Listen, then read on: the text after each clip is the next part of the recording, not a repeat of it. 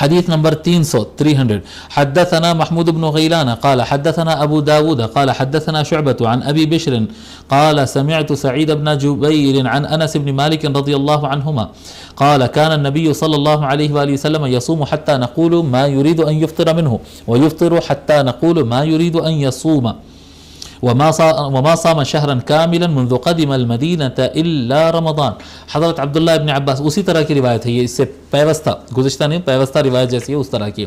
حضرت عبداللہ ابن عباس رضی اللہ تعالیٰ عنہ روایت فرماتے ہیں نبی اکرم صلی اللہ علیہ وآلہ وسلم روزہ رکھتے یہاں تک کہ ہم کہنے لگتے کہ حضور صلی اللہ علیہ وآلہ وسلم اتنے روزے رکھ رہے ہیں کہ سرکار اب افطار کرنا نہیں چاہتے،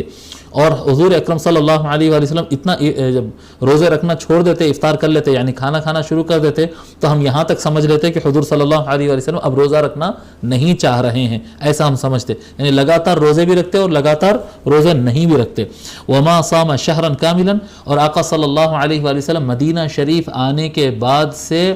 کوئی بھی مہینہ رمضان کو چھوڑ کر کوئی بھی مہینہ کمپلیٹ روزے نہیں رکھے. کمپلیٹ مہینہ آقا صلی اللہ علیہ وسلم سوائے رمضان کے کبھی بھی نہیں رہے مدینہ آنے کے بعد سے.